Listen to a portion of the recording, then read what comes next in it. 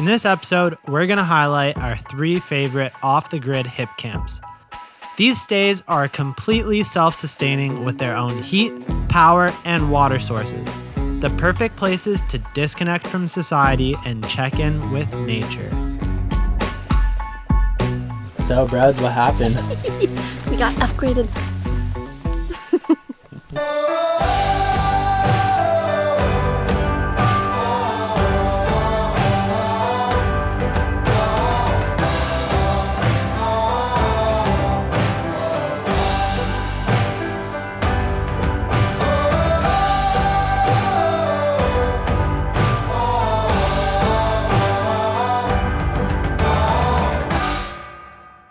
We just arrived to the Dome. The Geo what dome? Geodesic Dome. Just about to head down the driveway and take a look at it for the first time. We got barbecue over there, patio. Okay. Oh, I'm so excited to see. Oh, yeah. Oh, I haven't even looked fully yet. Oh, wow. Oh, that's nice. Wow. That is nice. I've never stayed in a dome before. Me neither. It's like we're in a spaceship. We've got a sink. There's a kettle with this thing, water. This geodesic dome is located in the beautiful Muskokas near Haliburton, Ontario. It's a private stay on a small plot of land with plenty to explore around it, including these mossy trails and mushrooms. They're soft too. Oh, these are legit. Oh. Eat it. And so I did. We were told we had to try the local giant butter tarts at Eagle Lake Market, and we weren't disappointed. We're gonna devour this. Please stay tuned. Overall, it was a great little peek into what off-the-grid living had to offer and how attainable it is. For $220 a night, you can stay at the Geodesic Dome and experience it for yourself.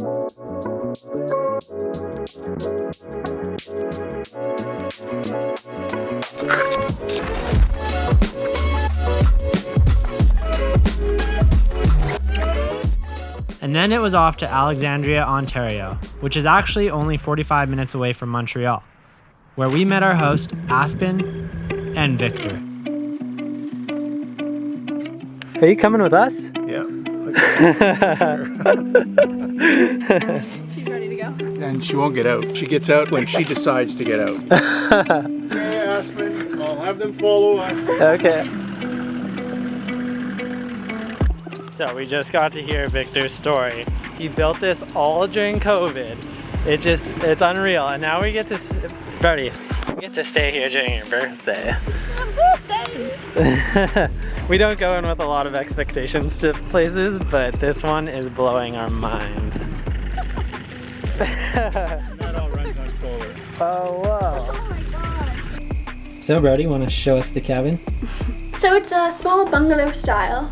We have the kitchen with all the stuff in it. Oh my god, so amazing. Cutlery, bowls, got the cookware, extras, coffee, pots and everything. Home honey from his local hive. He has over 2 million bees, some eggs, and he even gave us a bottle of wine. Thank you. And then we have the futon if you have extra guests or if Andrew wants to sleep down here and I want to have the bed to myself. There's even the tiny little fridge. And then there's this crate for carrying out stuff to the cookhouses, which I'm so excited for. It's this Finnish style cookhouses, which I'm not familiar with, but it's essentially a little hut that he's built. Everything that's on Victor's land, he's built himself in the last 18 months, including milling his own wood. Anyway, back to the tour, and my favorite part is this cute little wood stove. I haven't even seen it upstairs, so I'm stoked. It's lovely. It's a queen bed. There's lights. There's a plug-in. Super cute. The cookhouse was an awesome addition to the property. Not only was it great for cooking, but it serves as a warm shelter to socialize and drink with friends or other guests.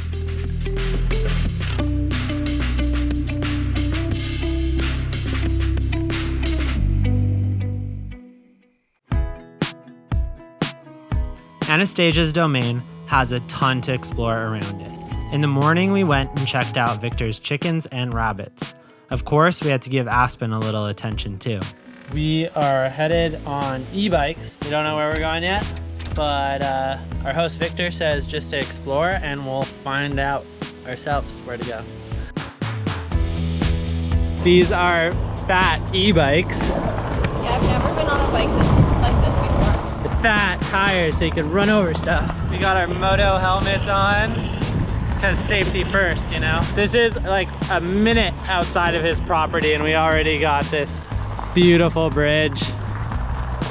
So these big open paths are not usually what we're familiar at biking on, but in the winter, they're actually cross-country ski trails.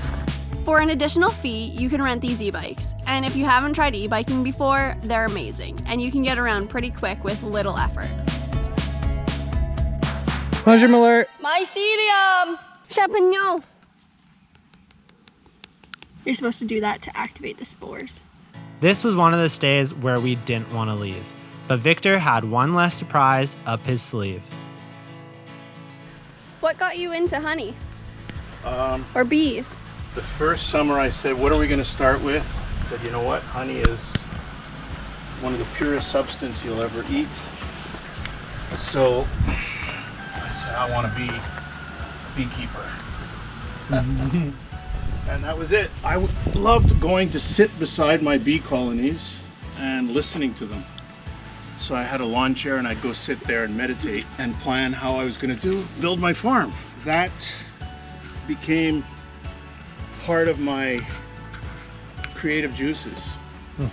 And then I grew to 22 colonies and we lost all but 3. And then I said, definitely something's not right here. I changed my ways. I started studying about beekeeping from one of the world's leading beekeepers, and he's a human biologist studying neurocells and all that wonderful stuff. I learned that bees need to social distance. Bees should be in 4-inch hives. Bees should be high off the ground. Bees should, and this and that. And all of a sudden, it all made sense, of course. So I changed everything we did. Right. And then it changed my whole farm because my whole farm became an apiary. Whoa. Instead of one field. You start to realize this is right. This is amazing. I mean, there's no monocrops. I'm not doing something that's invasive and destructive. And I'm leaving my bees be bees. I'm letting them swarm. I'm catching the swarms if I can. I'm creating a sustainable practice. There you go. There we go. Got some honey. This will hold us off until the new year. A sustainable practice that is allowing his farm to thrive. Plus, we got some honey.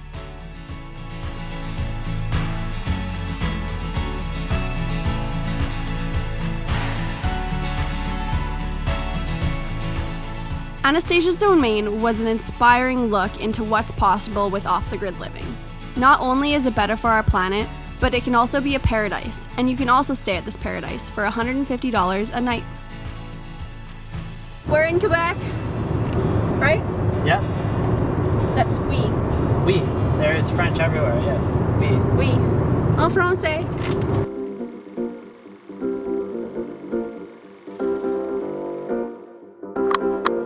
Honey, I'm home.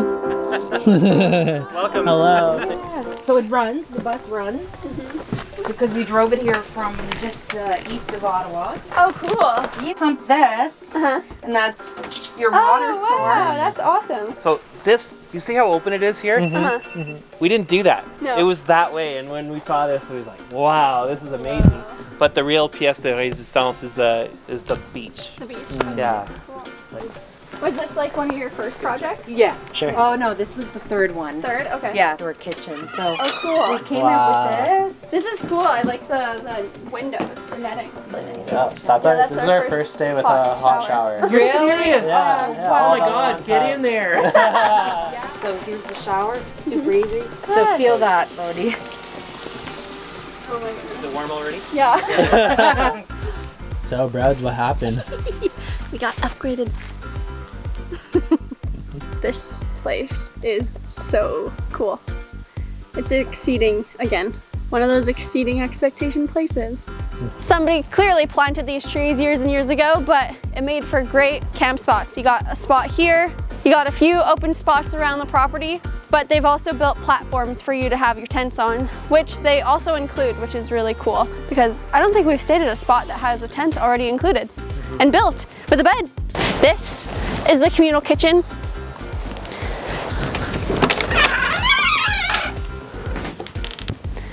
Has everything and more that you would need while camping. You got your stove, tables, all the kitchen utensils, coffee pots. They repurposed a sink, has some water, and this, if you flip on that switch back there, you can use this as like pressurized water. Yeah, honestly, like I said, everything and more you'd need to go camping. So when you come here, you don't need to bring essentially anything besides your food. Yeah. They have this fire pit area that they put a nice cover over the fire pit so that it won't get wet.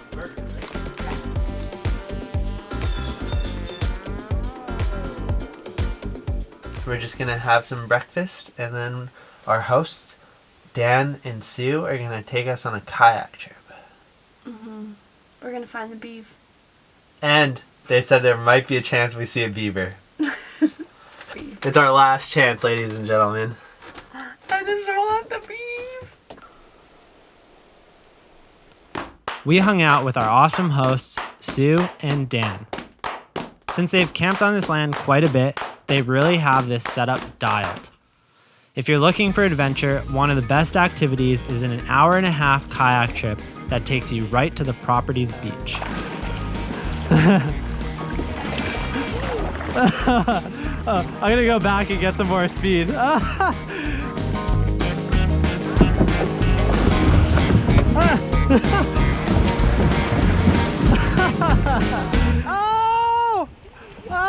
so graceful! Dan made the river accessible by clearing some tree fall, and you'll have it all to yourselves.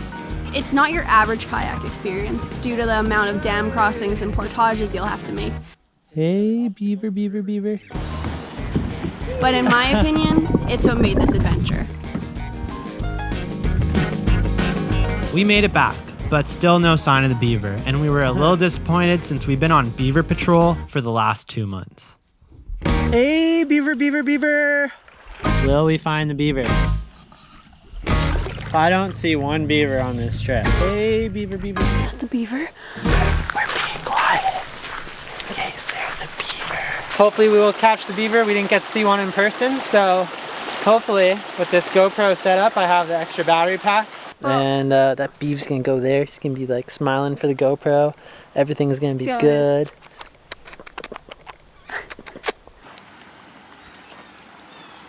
Don't know if they fixed it. He's right there. The beaver's right there. Oh my god. Oh my god.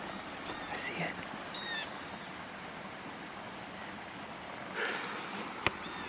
We just saw the beef. He saw the beaver. Mission accomplished.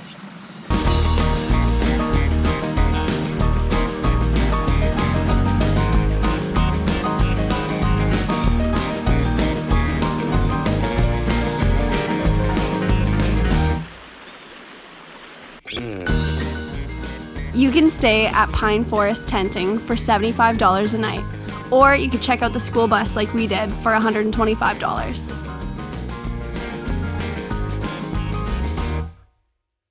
That's it. We did it. This is our last day. We just packed up the car, and now we're gonna head off to Montreal where we fly out. Thanks so much, guys, for watching and following along with our journey. If you like this, hit that like button below. It helps with pushing our video out to more people, and share it, leave a comment. And hopefully you'll get to stay at one of these stays. Or if not, look up Hipcamps near you. It's really fun. We've learned so much. It's a great way for these people to make a side income, and at the same time, you get to experience something that's not just regular camping. Totally. Couldn't agree more.